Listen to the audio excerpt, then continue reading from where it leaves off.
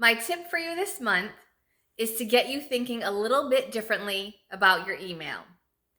For 1 minute, I want to take you back to when we didn't have email. Our life was a little simpler. I'm sure most of you can agree. And email has complicated things for us a little bit if you're a little challenged by containing your emails.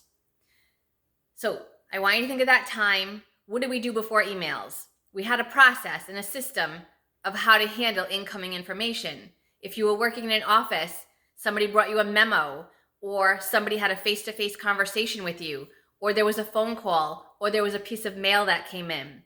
And you had a process, if you were organized, on what you did with that information. So if somebody called you, you took a note down and you acted on it. You put it on your to-do list, or you followed up with it immediately. If you got a piece of mail in, you either put it on your to-do list or put it in your calendar to tackle it a later date.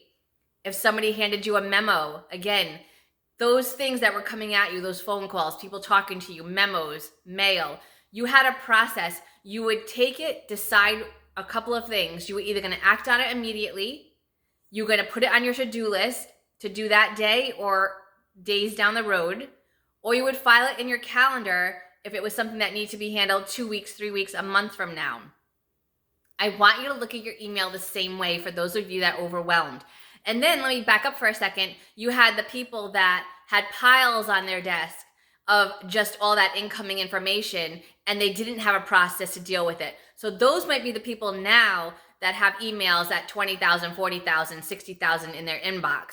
So I want you to think, if you're disorganized, I want you to think of that process of when emails come in, make that decision immediately of what to do with them. Are you putting it on your to-do list? Are you filing it in a folder? Are you putting it on your calendar to tackle next month? So, and then when you had those papers piled up on your desk, that's what your email looks like. It's all those decisions that you've postponed, that you don't know what to do with. So instead of having all that paper on your desk, now you have all those emails in your inbox.